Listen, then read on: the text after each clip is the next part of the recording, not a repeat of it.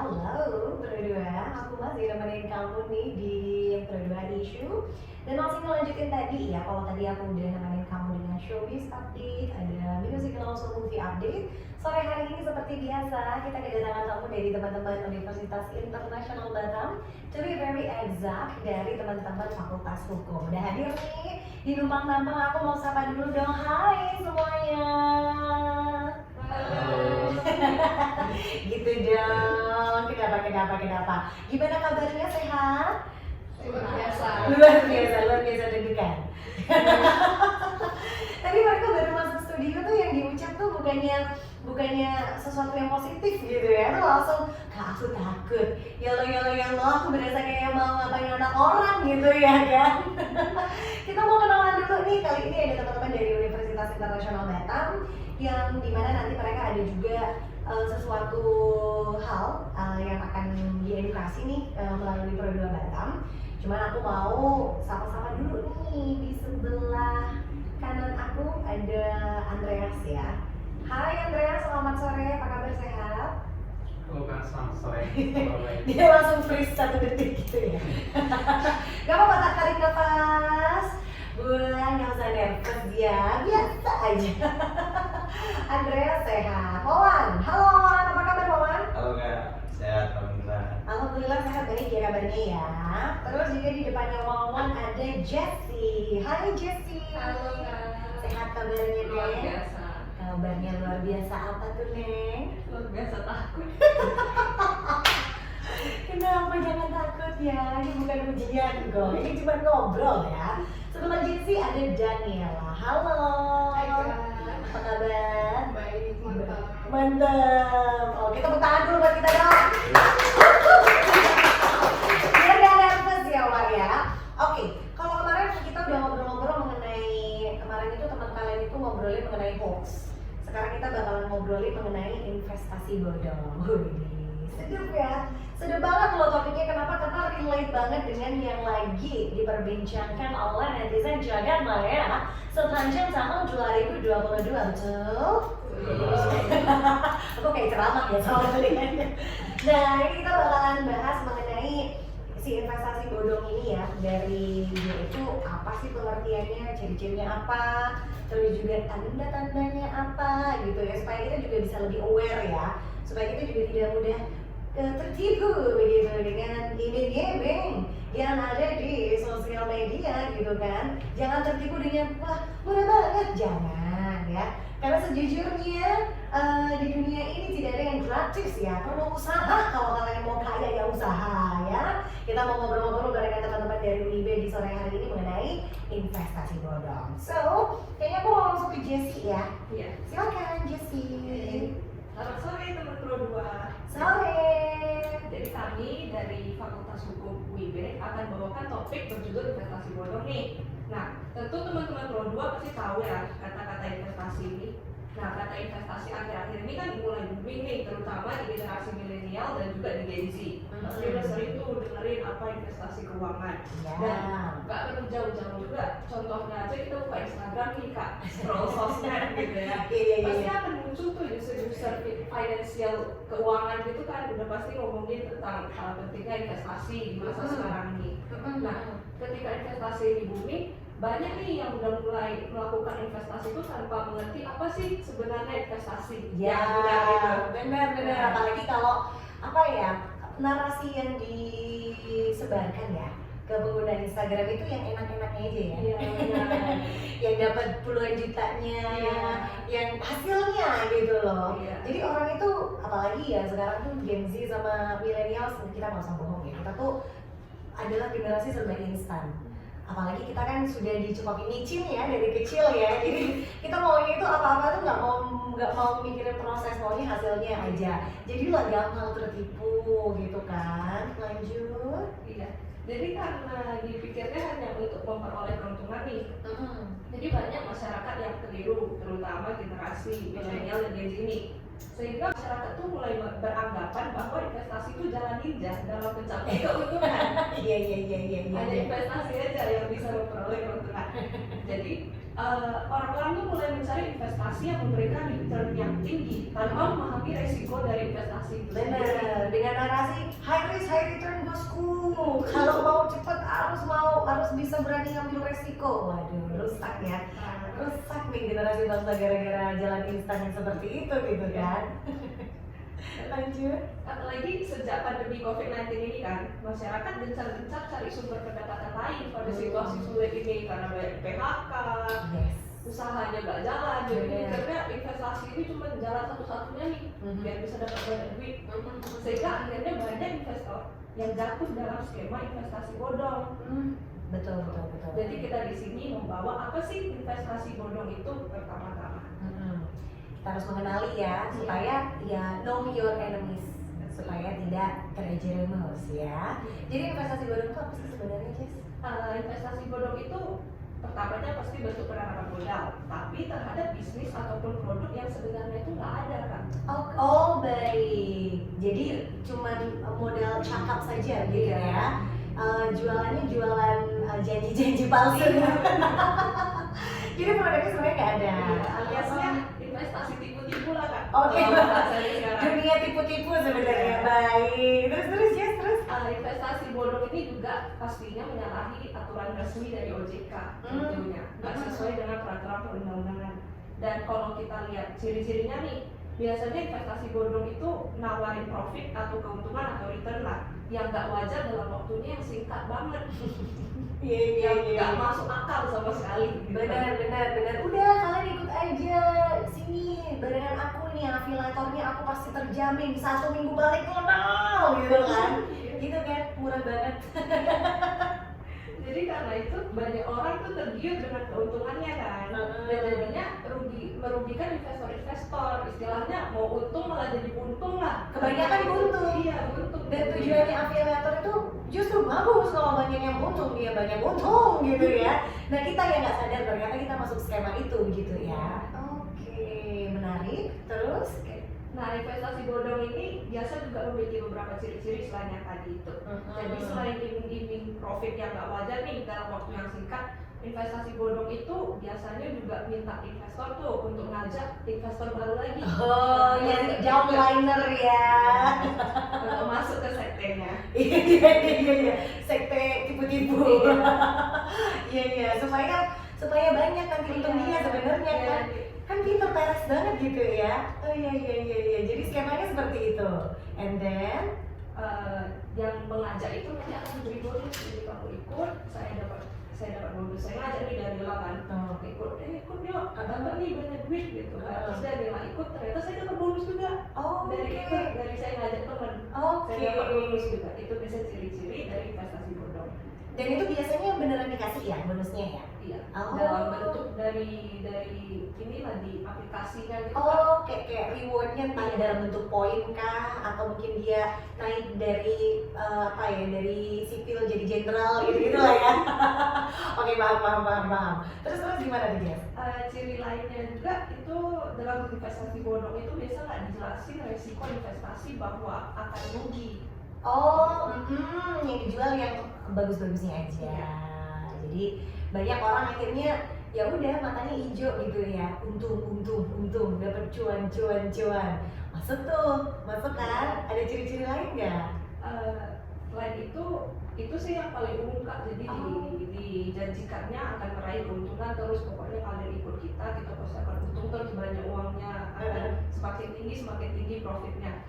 Begitulah ciri-cirinya. Jadi kalau teman-teman menemukan investasi dengan ciri-ciri itu berarti investasinya red flag.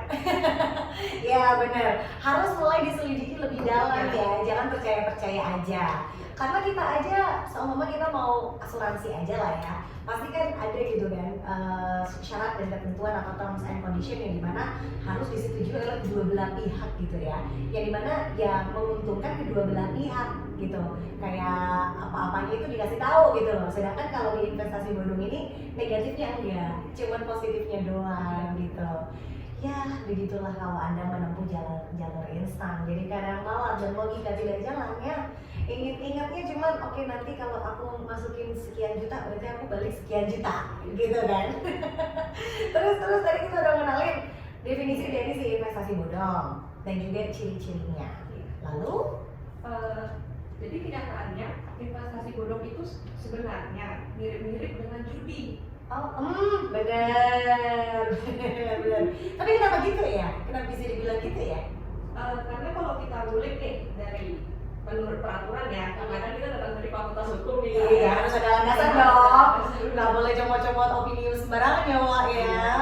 Jadi kalau kita lihat dari pasal 303 ayat 3 KUHP, sebenarnya dijelaskan pengertian dari judi adalah tiap-tiap permainan yang umumnya terdapat kemungkinan untuk untung karena adanya peruntungan atau karena pemainnya mahir dan terlatih. Nah, memang kalau kita lihat dari pengertian KUHP itu agak berbeda sih kalau didengar secara langsung ya judi dan investasi bodong itu, tapi cara kerjanya dan godaan dari investasi bodong itu mirip dengan perjudian. Iya, karena kayak gambling ya. Iya. Benar. Terus juga kayak membuat kita tuh harus mencari follower untuk masuk ke sekte itu kan, karena kan motivasinya ya kalau kamu mau untung kamu mesti nyari ini dong, rekrut anggota baru kamu bisa dapat untung. Mau untung lebih banyak, rekrut lebih banyak supaya kita lebih banyak lagi yang bisa ditipu gitu ya. Oke. Jadi pasal berapa tadi? Pasal 303 ayat 3 Itu yang membuat investasi bodong itu sebenarnya mirip seperti judi. Iya. Karena konsepnya kan mayoritasnya ya investasi bodong itu kan dia mintanya modal kecil dulu karena pastinya kita kan nggak percaya tuh nggak mungkin awal-awal langsung 100 juta gitu gitu ya. 1 M itu nggak mungkin, jadi pasti targetnya dikit dulu 1 juta. Iya. Terus nanti dia bilang lah sama investornya nanti pasti profitnya besar, terus dibalikin tuh 1 juta jadi 2 juta. Banyak nih, saya taruhnya 5 juta. Oh 10 iya, juta. diiming-imingin gitu ya. Sampai pada akhirnya si duit itu kagak balik gitu ya. Oke, terus Jess. Jadi karena hal itu manusia kan sejatinya makhluk yang rakus ya. Ya memang.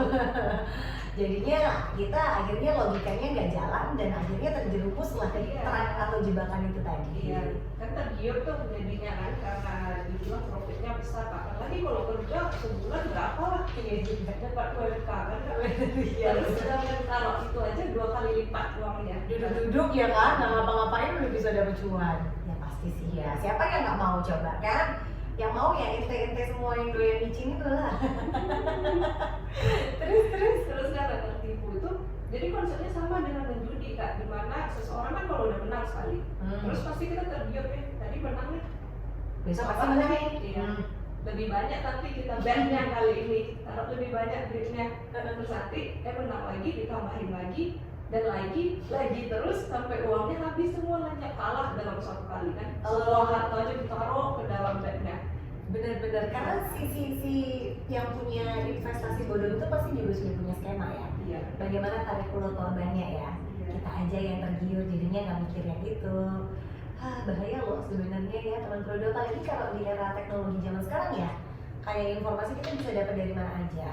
Dan filterisasi informasi itu belum bisa dilakukan dengan bijak oleh semua orang. Nah makanya bisa jadi kita menjadi peluang jadi korban si investasi bodong. Untuk mengenal lebih jauh lagi, apa lagi nih yang mau kita bahas nih? Ini kan yang dari tadi saya katakan itu dari sisi investor yang tertipu nih. Kalau dari sisi pembuat platformnya atau yang perusahaan investasi ini, si perusahaan investasi ini bisa dikenakan sanksi sesuai hukum karena dia membuat sebuah investasi bodong yang tidak sesuai dengan peraturan perundang-undangan. Oke. Nah, karena perbuatan si pembuat platform ini atau yang memasarkan produk investasi bodong ini termasuk dalam kejahatan penipuan. Ada aturannya? Iya. Ada aturannya. Oke, tapi sebelum masuk ke situ, kalau yang korban tadi kan aturannya perjudian ya. Dia kalau jadi korban bisa dijerat hukum juga nggak? Sebenarnya kalau iya sesuai KUHP iya sih perjudian, tapi karena dia masuknya kan dia ditipu ya. Iya, Dia kan kasihan nggak tahu ya. Dia menjudi sebenarnya. Tapi Jadi- kalau konsepnya mirip sih. Oke, baik. Jadi memang juga harus lebih hati-hati ya. Oke, lanjut ke pembahasan selanjutnya mengenai si peraturan untuk pelaku penipuannya itu tadi. Andreas sekali ya kali ini ya. Terima Silakan. kasih Kak. Di sini kita kembali membahas mengenai investasi bodong. Tadi teman kita Kak Jessi udah sampaikan kalau ciri-ciri investasi bodong itu bagaimana dan cara kita untuk menghindarinya bagaimana. Nah, tadi Kak Jessi menyampaikan bahwasannya kita generasi generasi milenial ya. Kita kan hari-hariannya itu hidup di media sosial. Jadi kita perlu hati-hati atas ingingan cepat kaya.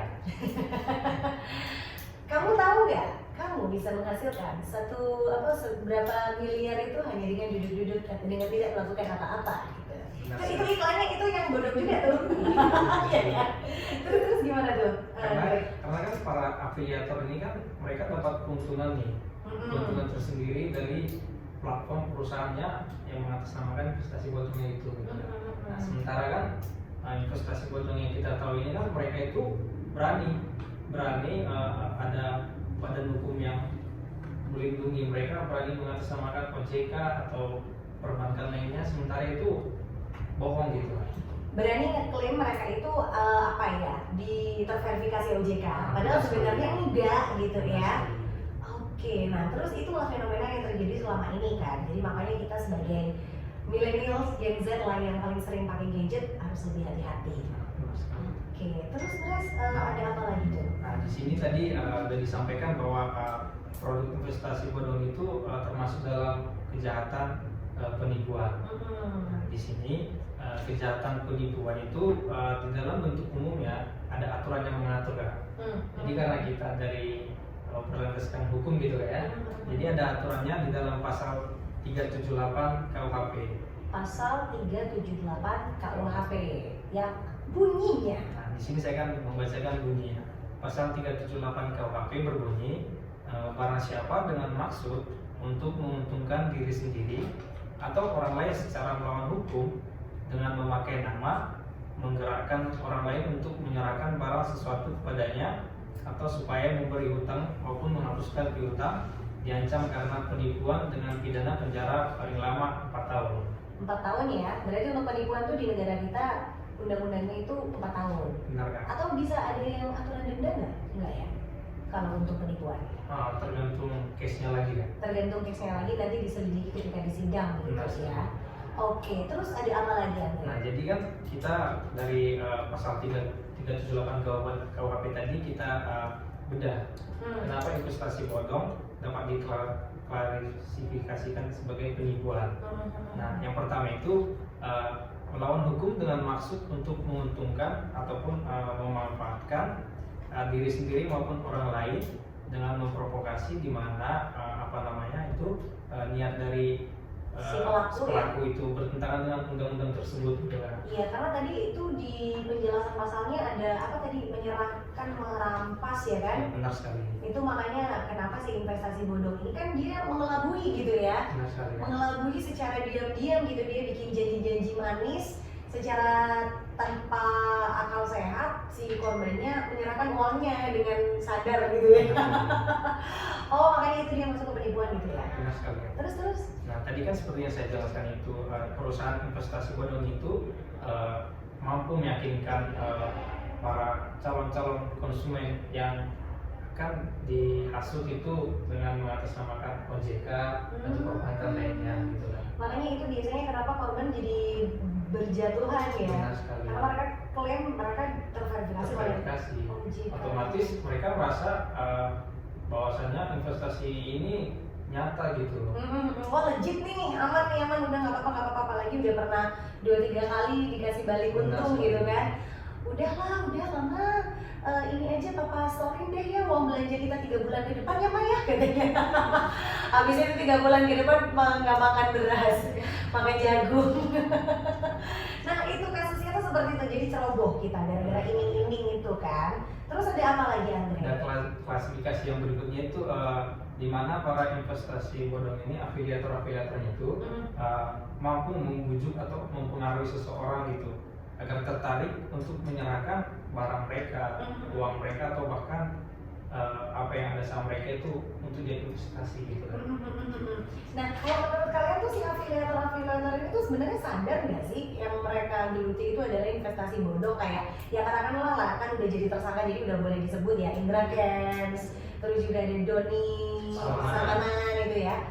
Itu kan kayak mereka tuh dengan sangat pedenya mempromosikan si investasi si Binomo ini tadi ya untuk menjadi salah satu platform mendulang kekayaan gitu ya. Kalau kalian nih dari pengamatan kalian kasus selama ini terjadi itu si afiliator itu terjebak juga atau mereka sebenarnya tahu gitu? Gak apa-apa, siapa aja jawab boleh. Ini aku hidupin semua kok mikrofonnya. siapa Daniela. Seharusnya sih Kayaknya tahu ya. tahu, Kak. Karena kan dia tahu itu mendulang keuntungan gitu ya. So makanya itu juga kenapa dia terjerat pidana ya. Karena kalau nggak ada intention, nggak mungkin dong penyidik main tangkap-tangkap aja seperti itu ya. Oke baik. Jadi terus gimana lagi tuh Andre? Nah mungkin menambahkan sedikit Kak, tadi kan Kakak bilang mereka sadar atau enggaknya gitu. Karena mereka tentunya sadar, tapi kan masyarakat awam kan belum tahu nih Kak. Mereka udah masih apa namanya candu-candu yang bermain gitu. Bener, kan. apalagi lagi viral-viralnya kan. Nah, Dan iya. pada saat itu public figure tuh kayaknya nggak cuma 1-2 ya, Iya, benar. yang menuju jalan ninja itu. Jadi kayak oh, ini aja ikut, nggak apa-apa lah, aman gitu. Benar-benar. Ternyata komplotannya gitu kan. Jadi terus Jadi mereka itu masyarakat yang udah terkena efeknya itu belum berani terjerumus dan belum berani, mereka belum tahu tuh gimana caranya melaporkan ini, barang buktinya apa. Nah gitu kan. Padahal sebenarnya ada aturan yang mengatur, Ya benar sekali. yaitu yang pasal penipuan itu tadi. Benar sekali. Kita ulang lagi biar tahu nih masyarakat, pasal berapa? Pasal 378 KUHP. Oke, masuk ke klasifikasi lagi. Ada apa lagi yang harus kita Selain tahu? pasal 378 KUHP, nah di penipuan online itu ada juga undang-undang yang mengatur Kak. Apa tuh? Undang-undang ITE seperti yang kita ketahui Oh sebelumnya. baik, jadi ITE itu nggak cuma buat yang komen-komen negatif ya, Betul. tapi penipuan online juga bisa menjerat ya. Pasalnya? Nah pasalnya ini ada di pasal 28 ayat 1 Undang-Undang ITE. Yang bunyinya? Nah, Undang-Undang ITE berbunyi, setiap orang dengan sengaja dan tanpa hak menyebarkan berita bohong dan menyesatkan yang mengakibatkan kerugian konsumen dalam transaksi online elektronik berdasarkan pasal 45A. Setiap orang yang melakukan perbuatan sebagaimana dimaksud di dalam pasal 28 ayat 1 akan dipidanakan dengan penjara paling lama 6 tahun atau denda paling banyak sejumlah 1 miliar. Oh, yang online yang nggak berat ya. Oke, jadi mungkin apa ya, jenis penipuannya ya yang membedakan klasifikasi pengenaan pasalnya mereka ya. Benar, Sir. Oke, kalau kayak penipuan-penipuan yang kalau arisan-arisan itu juga investasi bodong nggak sih guys? Yang kemarin di Batam itu kan ada juga kan, yang kasus arisan artis tuh, arisan artis terus yang itunya udah bangun rumah di sini terus kabur dia, itu juga bisa ya? Masuk pidana juga ya? Bisa harusnya, Kak. Masuk penipuan juga itu ya? Harusnya masuk, tapi itu lebih ke konvensionalnya ya. Oh, baik. Jadi bukan masuk di investasinya gitu ya. Oh, oke, baik. Tapi tetap penipuan ya. Terus Dre, kita ada apa lagi nih yang mau kita bahas? Nah, kita kan membahas mengenai tadi kan kita bahas mengenai pasal pengenaan untuk yang investasi bodongnya. Nah, sekarang kita bahas mengenai yang untuk judinya sendiri. Oke, karena dia berkaitan tadi ya. Jadi kalau judi gimana? Oh, beda lagi gitu ya, baik. Karena kita sudah mau membahas mengenai judi. Kita istirahat dulu ya. Biar kalian udah nggak takut kan? Nggak takut tadi ya, udah santai ya. Biar makin santai diminum lagi air zam-zamnya. Pas itu tinggal 4 gelas lagi satu-satu ya. Jangan berebut ya. Kita mau istirahat dulu, jangan kemana-mana. Tetap di Numpang Napa bersama dengan Universitas Internasional Batam. 50 detik.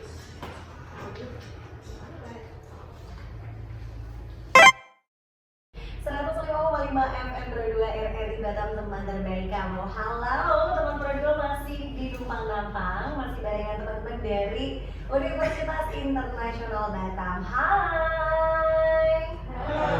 Iya, udah mulai enak moodnya ya. Hai-nya lebih tegas ya daripada yang pertama tadi ya. Nah ini tadi kalau kita tadi udah ngobrolin mengenai pengertian, ciri-ciri, terus juga pasal-pasal yang mengatur untuk investasi bodong ya. Yang ternyata juga investasi bodong ini masih diatur di pasal yang sama seperti judi karena dia mirip-mirip nih perilakunya. Untuk mengenali lebih dalam lagi, kalau tadi Andreas sudah bahas mengenai pasal-pasal investasi bodong dan juga apa tadi karakteristiknya ya, Wan, ya. Sekarang kita mau geser dulu ke Daniela. Hai Daniela. Hai teman Pro 2 dan kakak. Masih kali emang. Nah ini kita mau bahas mengenai pasal yang akan mengatur judi ya. Iya benar. Oke deh, silakan. Jadi apa aja tuh? Apa tuh? Jadi kalau misalnya di judi sama kayak di investasi bodong tadi, ada pengenaan pasal di KUHP dan di UU ITE juga Kak. Oke, jadi ada 2 jenis juga ya pasalnya ya, which are ada apa aja? Ada di pasal 303 ayat 1 KUHP. Yang bunyinya Bunyinya diancam dengan pidana penjara paling lama 10 tahun atau pidana denda paling banyak 25 juta rupiah barang siapa yang tanpa mendapat izin. oke, Dengan jadi sengaja maksudnya menawarkan atau memberikan kesempatan nih Kak dalam Oke. untuk memberikan orang lain berjudi gitu. jadi dia itu yang secara nggak apa ya, dalam sadar si pelaku ini yang memikat orang lain untuk berjudi itu tadi ya. Misalnya menyediakan tempat judinya. Judi itu kan macam-macam ya. Kalau di Batam itu ini nih, sepengamatan kalian cowok nih biasanya tahu nih. Di Batam tuh di Jodoh masih ada nggak sih judi-judi kayak gitu? Tahu nggak kalian? Wah, Kalau di Batam sabung ayam nggak kayaknya ya? Gitu. Sabung ayam enggak ya? Kalau di Batam ya oke lah ya, jackpot kayak gitu-gitu ya. Nah, baik yang menyediakan tempat sampai si pengelolanya tuh yang kena biasanya ya. Berapa? 10 juta? Paling banyak 25 juta rupiah. 10 tahun Iya, yang ancaman 10 tahun. hukumannya. Benar. Oke, itu tadi untuk pasal dari 303 ayat 1 KUHP. jenis yang pertama. Tapi ternyata judi ini juga bisa dijerat pasal undang-undang ITE. Oke, apabila dia seperti apa tuh? Apabila judinya dilakukan secara online Kak. Oke. Lewat platform internet yang tersedia. Oke, bunyi pasalnya pasal berapa sih Daniela? Ada di pasal 27 ayat 2 yang bunyinya setiap orang dengan sengaja dan tanpa hak mendistribusikan dan atau mentransmisikan atau membuat atau dapat diaksesnya informasi atau dokumen elektronik yang memuat perjudian. Baik. Jadi aplikasi Hips Domino itu kayak mana ya? Itu yang paling relate kan? Yang paling relate gitu loh. Tapi itu kan nggak boleh juga sebenarnya ya. Tapi existingnya masih Masih ada. sampai sekarang. Ya mungkin butuh waktu ya. Tapi itu pun bisa dijerat sesuai dengan peraturan hukum Indonesia. Pasalnya berapa tadi? Pasal 27 ayat 2 Undang-Undang ITE. Terus sanksinya apaan tuh? Sanksinya dipidana penjara Kak. Paling Oh. lamanya 6 tahun. Kalau dendanya juga ada atau denda 1 miliar.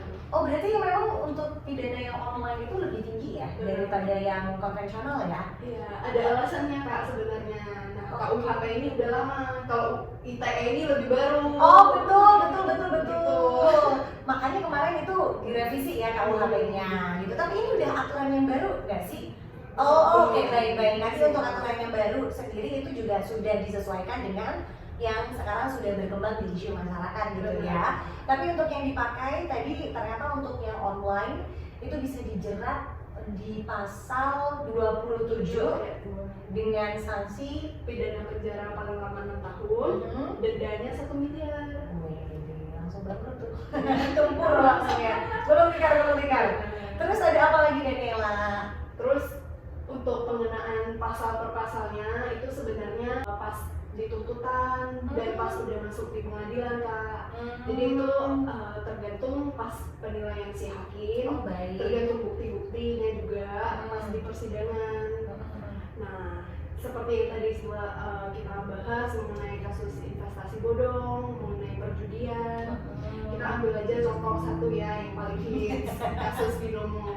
Oh iya, ini 2021 akhir kayaknya ya, yang terungkap satu-satu ya kan, yang Doni Salmanan ketangkep, terus habis itu diperiksa dulu deh, habis itu juga ada Indra Kents juga, ya kan. Nah itu salah satu kasus investasi bodong yang kayaknya paling banyak menyedot perhatian publik ya. Benar kan?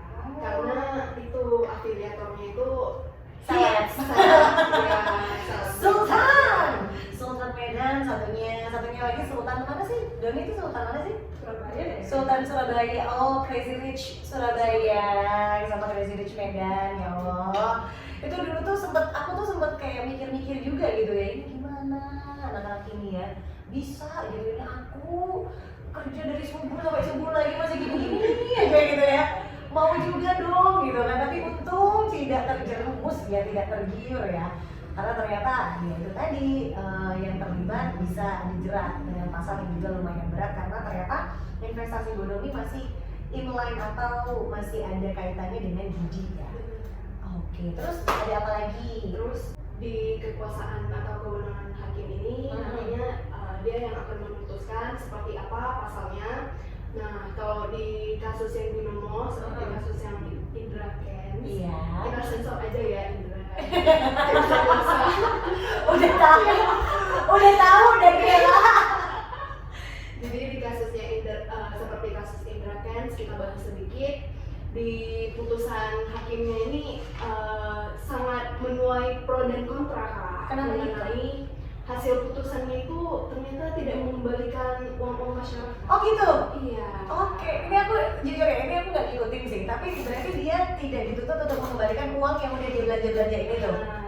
Oh, enak ya, jadi di penjara aja. Iya. Ih kok enak, kok nggak pusing dia. Padahal menurut tuntutannya itu yang dituntut adalah dia melakukan penyebaran berita bohong atau hoax. Oh iya, jadi pasalnya berlapis harusnya ya. Iya, dan seharusnya pengenaan pasal hoax ini untuk harta-harta yang disita ini bisa dikembalikan ke masyarakat. Oh, atau baik. dibagi rata gitu. Oh iya, jadi berarti hartanya disita oleh negara. Benar. Oke. Beda lagi kalau misalnya kita yang dikenakan itu pasal perjudian. Kenapa beda? Karena judi itu ilegal di Indonesia, jadi apabila pengenaan pasalnya adalah pasal perjudian, jadi untuk harta-hartanya itu disita untuk menjadi aset negara.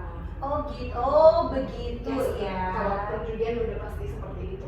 Oh gitu, jadi spesifikasi pasalnya itu tergantung Pak Hakim lah ya. Oh iya baik. Ternyata gitu ya, hukum itu nggak bisa saklek ya, nggak bisa kayak cuman dilihat dari definisi terus kita langsung menentukan pasal. Ada beberapa bibit bebet bobot yang harus ditimbang, ditimbing, dipikir ya, dianalisa benar-benar pas nggak pasal ini untuk si pelaku si kejahatan yang dia lakukan. Begitu. Oke, nice to know that. Sekarang kita mau bahas apa lagi nih Daniela? Gilirannya Wawan jangan-jangan. Iya. Kalian tunjuk-tunjuk kagak ada yang tahu ngomong ya. Wawan kali ini bahas apa tuh? Jadi sekarang saya akan bahas contoh investasi bodong. Contoh investasi Ya, bodong. dari tadi kan teman-teman saya udah jelasin teori-teori. Jadi giliran saya ngasih tahu nih investasi bodong yang ada di Indonesia. Apa aja tuh? Pertama tuh ada robot trading Fahrenheit. Oh iya, ini investasi robot itu kemarin juga sempat ramai sih ya. Karena lumayan banyak juga salad yang juga terlibat ternyata ya. Terus ada apa lagi? Ada Quotox sama Binomo. Quotox sama Binomo. Quotox tuh yang tulisan kanan. Oh beda, ternyata beda provider ya? Beda. Beda provider, kalau dari Salmanan itu Quotex, kalau si Indra Kents Binomo. Oh, Iya. terus ada apa lagi? Udah ya, yang familiar di Indonesia tuh ada itu aja 3. Yang paling inilah ya, yang paling hype, yang paling Iya. viral ya. Viral. Oke, Jadi baik. sekarang nih saya ngejelasin dulu robot trading Fahrenheit-nya. Oke, apa tuh? Nah, robot trading Fahrenheit ini menjadi salah satu modus investasi bodong nih. Wajib hati-hati. Robot trading Fahrenheit ini platform investasi ilegal yang berkedok robot trading kripto. Perusahaan investasi ini klaim mereka manfaatin atau kecerdasan buatan Oke. yang digunakan pada pasar aset kripto. Aksi penipuan dalam robot trading Fahrenheit ini, operator membuat transaksi seolah-olah margin call. Margin call ini peringatan dari broker atau sekuritas kepada investor untuk nambahin modal ke rekening investasinya. Oke. Kondisi ini terjadi saat nilai ekuitas nasabah nyaris habis karena adanya posisi rugi cukup parah dalam akunnya. Jadi maksudnya gimana tuh? Jadi kalau hal itu terjadi, maka seorang trader harus nambahin dana akun. Oh, jadi dia harus top up gitu Iya. ya? Karena lagi kan. Oh, gimana guys? Nah jadi kalau misalnya udah mulai berkurang dengan di Saldonya dia gitu ya? Jadi mau mereka harus top up yang bisa menjalankan aplikasinya gitu. Oh gitu, jadi terus diperes gitu ya? Karena kalau enggak tuh pihak broker dapat menutup paksa posisi tradingnya dalam kondisi stop out, jadi rugi. Oh, jadi dia duitnya biar nggak, jadi dengan landasan biar duitnya nggak hilang, mau nggak mau dia harus bayar biaya akun terus. Ya. Oh ya ampun, Tapi mau, gue gak banyak yang mau ya. Lumayan sih. Karena kan tadi pertama kali dicoba kan dapat gitu kan. Oh iya, udah masuk skemanya ya. Oke. Dari aksi manipulasi margin call ini, robot trading per head menyebabkan deposit member habis terkuras. Selain itu, robot trading per head juga menjanjikan bahwa investor dapat menarik semua dananya, tapi malah tidak dapat di withdraw. Nyatanya nggak bisa. Nggak bisa. Jadi ditahan mereka gitu ya. Iya. Diiming-iminginya pokoknya nanti kalau udah nyampe sekian bisa di withdraw 100% gitu. Tapi ternyata cuma iming-iming belaka gitu. Pas sudah mau protes tidak bisa lagi karena sistem sudah memblokir semuanya gitu ya. Oke, terus Jadi para uang investor ini minus akibat margin call yang dimainkan oleh perusahaan tersebut kan. oke, baik. Itu adalah skema yang mereka jalankan di robot trading ya. Iya. Terus Kemudian ada Quotex. Wotex. Quotex yang ini yang kayak Doni Salmanan yang berakhir ditahan atas penipuan investasi bodong terhadap aplikasi tersebut dan juga tindak pidana pencucian uang. Doni Salmanan mengajak dan menarik minat masyarakat untuk bermain Quotex dengan konten YouTube yang dia akan menambah keuntungan jika orang-orang bermain menggunakan kode referralnya kan. Ya jadi kayak dia kayak sama tadi lah kayak nyari downliner ya. Iya. Jadi kalau dia berhasil nyari pelanggan baru dengan kode referral dia, ya masuklah rekening dia yang di capture itu kan, yang di story itu. Dan itu karena dia secara terang-terangan, makanya dia yang kena pidana ya. Iya. Oh, oke. Yang viralnya dia. Yang viralnya dia gitu kan, pionnya dia gitu kan. Karena kan familiar di media sosial tiap hari gitu kan. Jadi mereka kayak udah punya sekalian afiliator sekalian buat konten gitu kan. Oke, baik. Sekalian buat tumpal sebenarnya. Sama dalam grup Telegram Quotexnya sendiri itu terdapat 25.000 member Mau? Yang aktif? Yang aktif. Oh, mau. Itu macam-macam tuh investnya ya. Ada yang 100 juta, 1 M. Waduh. Jadi dari hasil kekalahan para membernya itu 80%-nya masuk ke kantongnya Doni Salmanan gitu kan. Oh iya. Ini yang kemarin rame-rame banget dibahas Iya. tuh ya teorinya itu ya. Terus Mak. Kemudian yang terakhir tuh ada Binomo. Yang paling viral nih kasus Binomo dengan Indra Ken. Iya. Benar. Kasus Binomo ini sebenarnya mirip dengan kasus Quotex tadi, di mana banyak orang yang terpengaruh oleh konten-konten promosi yang dibuat oleh Indra Ken melalui sosial medianya seperti YouTube, Instagram, Telegram, yang bilang kalau Binomo ini merupakan aplikasi legal dan resmi di Indonesia. Padahal Binomo merupakan satu dari ribuan aplikasi binary option lain yang diblokir oleh Bapeti Kementerian Perdagangan atau Kemendak karena itu nggak miliki izin sebenarnya. Berani dia klaim gitu ya, makanya dapat banyak korban. Terus skemanya gimana tuh kalau Binomo tuh? Jadi jelasin, hampir sama ya? Hampir sama. Hampir sama kayak Sama-sama itu ya? Quotex tadi. Oke, baik. Jadi sebenarnya mirip-mirip sih ya. Iya. Mirip-mirip ya skemanya dari satu aplikasi ke aplikasi lain gitu. Yang perlu diwaspadai memang adalah kitanya ya, sebagai user harus lebih bijak, harus lebih smart. Benar. Terus ada apa lagi, Wan? Udah Yang tadi itu Yang adalah tadi beberapa beberapa. contoh-contoh kasusnya ya, Iya. contoh-contoh aplikasinya. Nah terus tadi kita sempat ngobrol, Daniela sama Jessie tadi sempat ngasih tahu aku kalau seumpama nih kita mau ngadu nih, kemana sih sebenarnya kita mengadu? Apakah ke Ibu Peri atau kemana gitu kan? Karena ini cukup serius ya, apalagi sekarang di era serba one touch away. Kayak orang mungkin kita oke lah kita bisa bilang sekarang kita lagi nalar nih, nggak akan ketipu. Tapi siapa tahu ya keadaan manusia kan kadang ada di atas, kadang ada di bawah gitu ya. Dan somehow ketika kita terjebak kita butuh tempat mengadu. Di Indonesia ada nggak sih badan untuk mengadu? Ada Kak. Jadi karena arus internet ini sangat-sangat lancar dan cepat, karena informasi yang tersebar juga sangat-sangat cepat, kita bisa mengadu apabila mendapatkan ada perusahaan investasi bodong atau kita sebagai korban nih kontak ke OJK. Oh, kita bisa ngadu di aduan OJK ya? Oh, itu di websitenya OJK kah? Ada kontak nomor telepon, WhatsApp, dan email. Oke, spill aja kali ya? Iya. Langsung aja untuk kontak OJK-nya di 157. 157, nggak usah pakai kode daerah. Gak usah. Gak usah, jadi 157 di telepon tinggal nanti ikutin bapak operatornya ini ya. Call centernya. Oke, terus kalau lewat lain? Kalau lewat WhatsApp itu 0811 57 157 157 0811 57 157 157.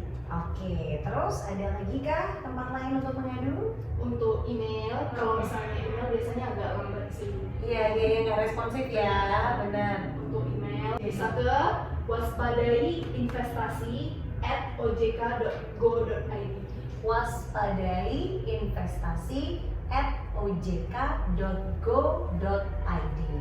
Oke, ada lagi yang lain? Gitu aja sih. Itu ya, yang paling cepat sih kayaknya yang call center ya, 157 ya. Benar. Oke, di situ kamu bisa mengadukan sama apa memang kamu mencurigai ada satu perusahaan investasi atau aplikasi investasi yang bodong gitu ya. Kalaupun bukan kamu korbannya, entah tetangga kamu kayak atau mungkin temen atau apa yang sudah mulai masuk sekte yang sesat gitu ya, segera keluarkan mereka dengan adukan sekte itu ya ke OJK teman Pro 2 supaya ya cepat bisa diberantas. Karena kadang yang kayak gini tuh juga sama ya, sama kayak hoax mati satu tunggu 1000 guys.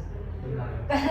Gampang banget gitu loh buatnya. Jadi kita bantu pemerintah untuk memberantas investasi bodong dengan lebih bijak untuk menyaring informasi apapun itu ya, baik itu di internet, di sosial media, ya nggak sih? Oke, last mungkin masing-masing apa kayak pesan buat sahabat teman berdua yang ada di luar sana supaya nggak terjerumus investasi bodong. Seperti tadi dari Jessie dulu. Untuk teman-teman Pro 2, hati-hati sama investasi bodong karena harus ingat ya di dunia ini nggak ada instan. Jadi dibanding jatuh ke dalam lubang investasi bodong, mending kita kerja saja. Dari budak korporat tidak apa-apa daripada dapat duit yang habis semua ya. Haram juga ya, yang penting berkah ya. Nah, Terima kasih Jessie. Andreas. Untuk sahabat-sahabat Pro 2 tetap sehat dan stay healthy ya. Karena maraknya penipuan online ini bukan cuma di media sosial juga, di lingkungan kita sekitar juga, dari teman-teman kita yang menjadi afiliator offline. Afiliator offline itu juga banyak gitu dari teman-teman kita. Kan tadi kita udah bahas ciri-cirinya, gimana perbedaannya itu. Nah, kita kan bisa belajar lagi, lebih baik lagi bahwasannya di kehidupan kita itu tidak ada yang instan gitu. Nah, jadi Waspada teman-teman ya. yang lain waspada. Selanjutnya Daniela. Kalau dari saya, jauhi dunia tipu-tipu. Jauhi dunia tipu-tipu. Gak apa-apa capek, yang penting itu nyata gitu ya. Oke, Wawan. Kalau dari saya, kalau mau ikut investasi gitu-gitu harus cari dulu informasinya biar nggak mudah ketipu lah. Benar, harus bekali dulu wawasannya ya. Jadi harus benar-benar mengerti medan perangnya. Jangan cuma gara-gara ikut-ikutan biar hype, malah kamu sendiri yang rugi begitu ya. Baiklah, terima kasih untuk teman-teman dari Universitas Internasional Batam. Oke, baiklah kalau begitu kita sudahi dulu pertemuan kita di Numpang Nampang kali ini. Last dong, di hitungan ketiga nanti kalau aku bilang teman Pro 2 hindari apa, kalian bilang hindari investasi bodong gitu ya. To close this program, to sum it up everything, thank you so much untuk UIB. Kita mau jarber dulu. Sampai jumpa lagi nanti di lain kesempatan. Jangan lupa selalu jadikan generasi muda sebagai headline. Dan akhir kata, kalian teman Pro 2 siap untuk apa? Hindari investasi bodong. Baiklah, selamat sore and bye-bye. Ayolah kita say hello. Oh ya, hai, thank you ya buat teman-teman dari UIB, thank you buat Daniela, thank you buat Jessie, thank you buat Andreas yang lagi sibuk main HP, thank you juga buat Wawan. Jangan kapok ya main ke Pro 2 ya. See you.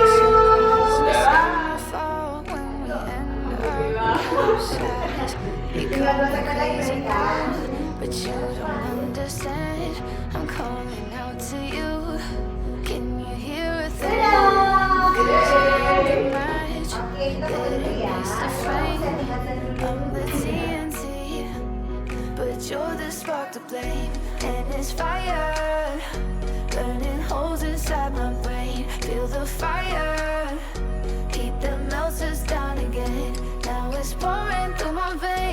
said you're the spark to blame, and it's fire